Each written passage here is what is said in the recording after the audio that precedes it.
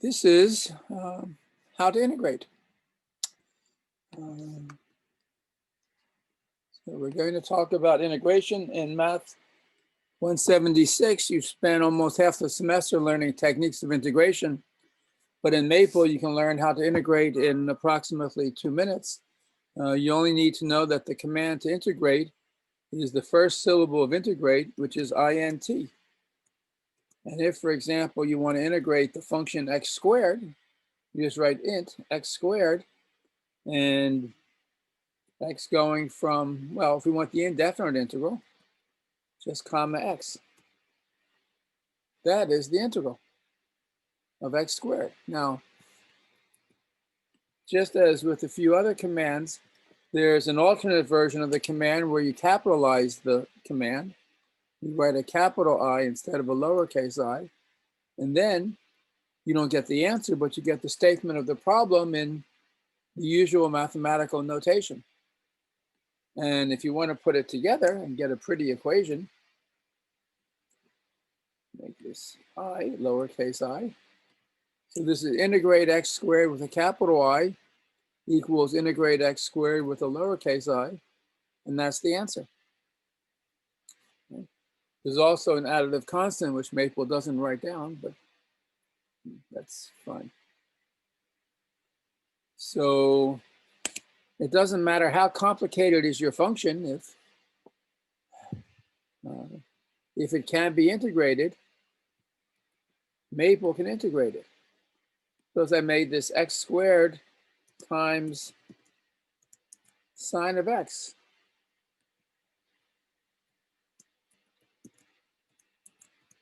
That's a little more complicated. You can use integration by parts to do it. It will take you a little bit of work, but Maple just gives you the answer. Pretty impressive.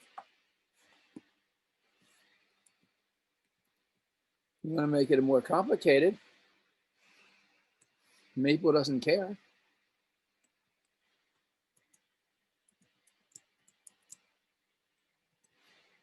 So let's integrate this function. You might be able to do this by hand, but it would take you a lot of work.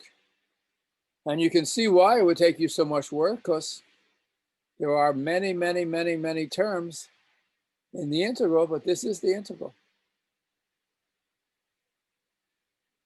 So all you have to remember is int. Right? The derivative of the exponential function is what? Well, you know what it is. The derivative of e to the x is e to the x, which means that the integral of e to the x is e to the x. The integral of log x is a little more complicated.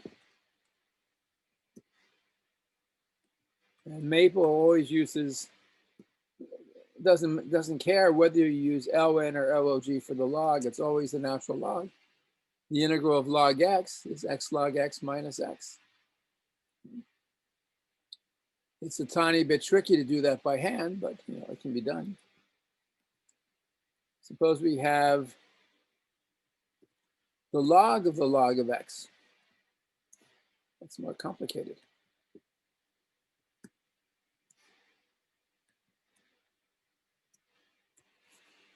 Oh, now this is interesting. It gives a kind of a strange answer. It says it's log of x times x plus this. And this is some complicated function. We don't know what it is. It just means that this integral cannot be done in elementary terms. It's a little bit complicated. So if you get something you don't recognize as an elementary function, which is built up from powers of x, trig functions, inverse trig functions,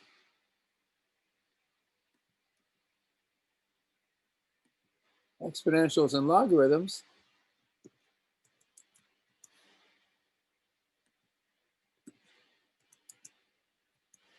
suppose we have log x times log x integrated with respect to x.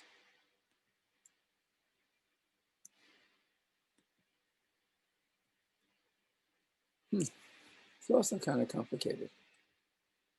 Let me multiply this by x.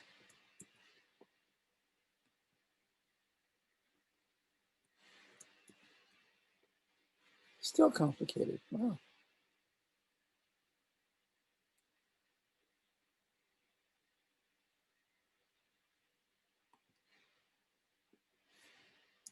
Trying to see if I can make something that's not so hard. Ah, that's pretty. If you integrate log x times log x over x, this actually does have a pretty simple integral. That's interesting. But as you know, integration is kind of complicated.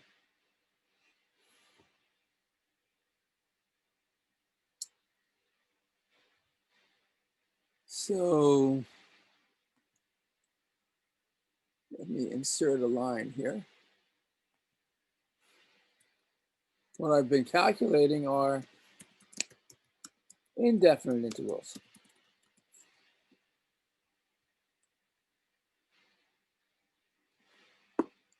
Which are the same as antiderivatives.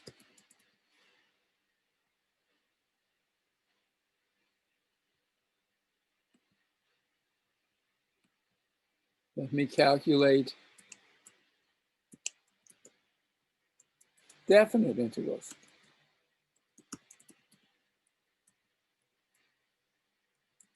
Which you've learned is signed area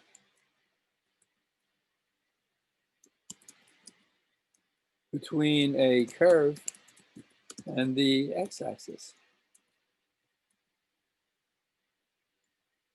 So for example, this first function we started with, the function is y equal x squared, the parabola.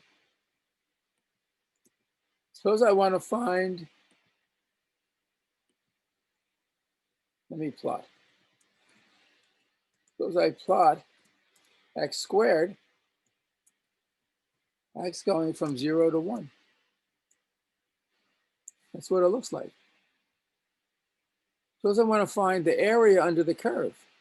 The area under the curve is the integral from 0 to 1. And the way I get a definite integral is instead of just writing x, I write x equals, and then the lower limit of integration, 2 dots, and the upper limit of integration. And again, writing the capital I states the problem. The lowercase I gives me the answer. Turns out the area under the parabola from 0 to 1 in this region is a third. It's exactly 1/3 of the area of the square.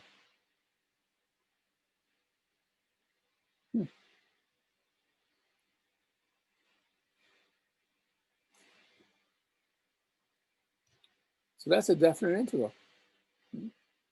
That's all it is. If we wanted to find the area under the curve,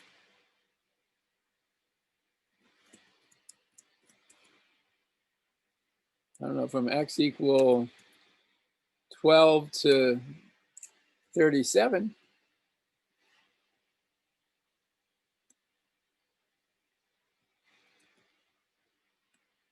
you just write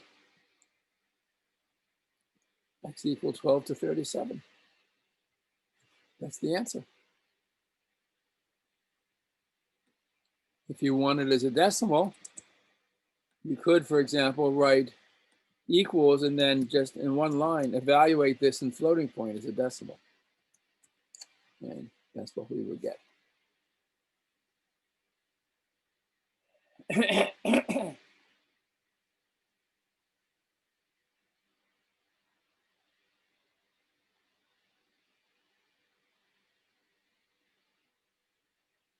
Yeah, that's really all there is to doing integrals. It's one very simple command. All the techniques you've learned in Math 176 to do integration by hand, they're all important to know, but Maple has it all built into the software. So with Maple, you just give the command, integrate if you would.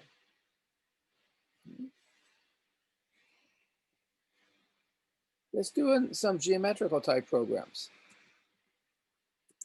Let's compute the area of the circle of radius 1. So let's plot the circle. Let me use implicit plots for the moment. So we have to open the plot package and implicit plot. We know the equation of the circle of radius 1 is x squared plus y squared equals 1. And we graph it from x going from 0 to 1, comma, y goes from 0 to 1. Oops, that's from 0 to 1. I want x to go from -1 to 1 and y to go from -1 to 1. There we are. Now we have the circle. And it's beautiful. Now, how do we find the area? Well, you get the area by integrating. Now, you integrate a function of x. How do I get a function of x from this? Well, I have the equation x squared plus y squared equals 1. Suppose I want to solve the equation x squared plus y squared equals 1. Solve it for y. And I get two answers.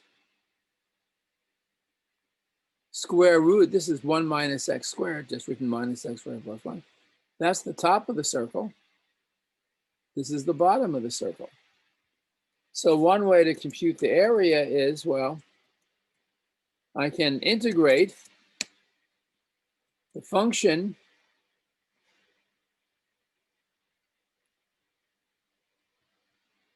let me give this function a name. I'll call it g. So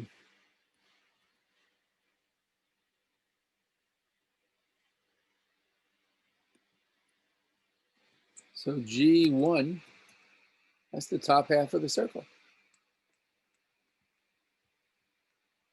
So let me put this in order.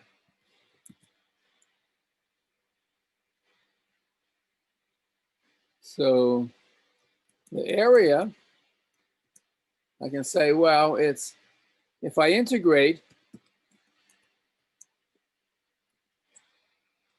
g1 from x going from -1 to +1, I'm integrating this function, the top half of the circle. That gives me half the area of the circle. So the area I want should be 2 times this.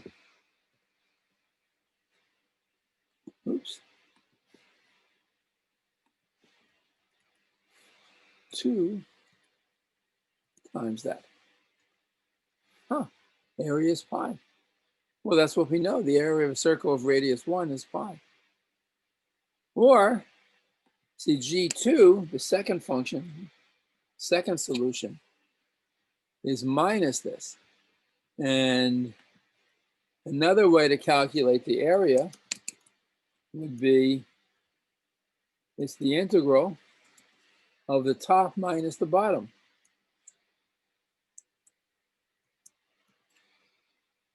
g1 minus g2, as x goes from -1 to 1. So now I'm integrating from the bottom to the top, top minus the bottom. That should give me the area in one step, and it's pi. Yeah, that's what we would expect.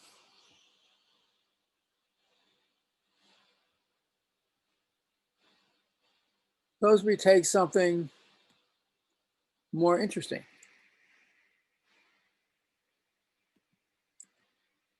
Oops.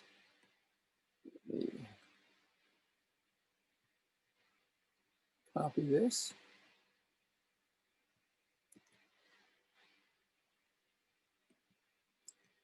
Suppose I make this 2 times x squared plus 5 times y squared equals 7.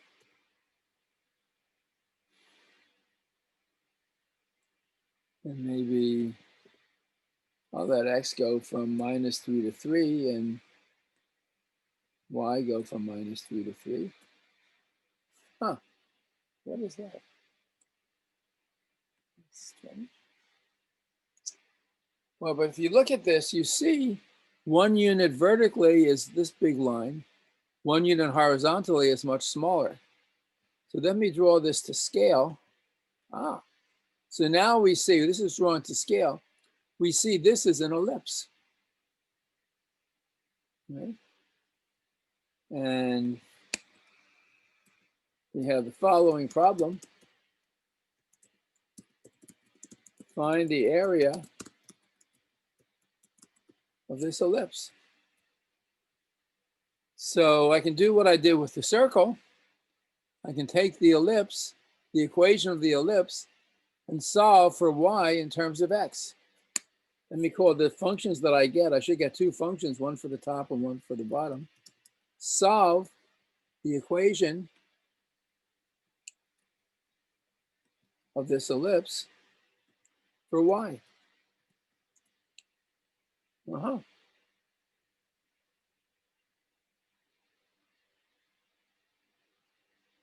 So the area, so the area of the ellipse is the integral of, let's say, this function, h1. Let me just make sure that you believe that h1 really is this function for the top of the ellipse. Yeah, that's what it is. So graph that from the left-hand endpoint to the right-hand endpoint. Now, what are these endpoints?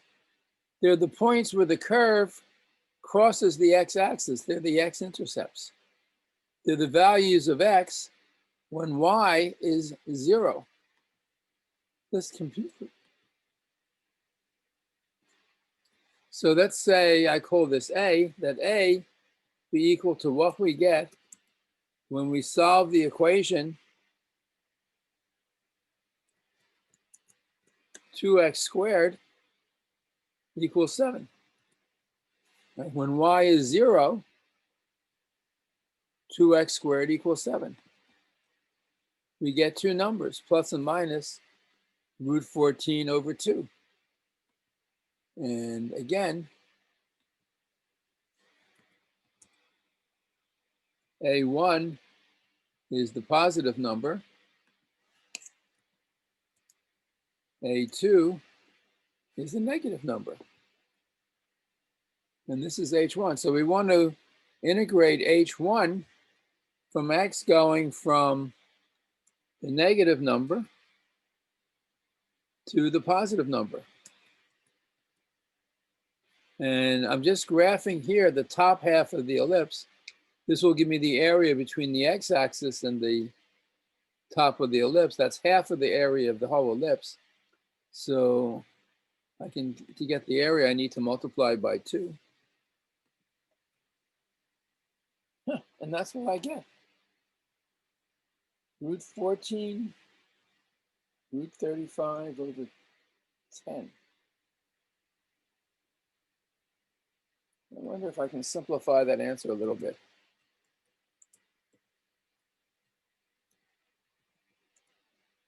Yeah, that's a little bit simpler. It's 7 pi over root 10. That's the area.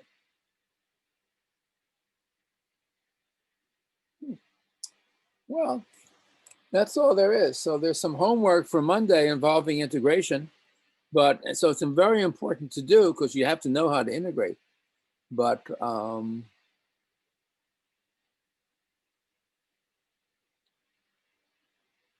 should call this circle so it's not confused with the other.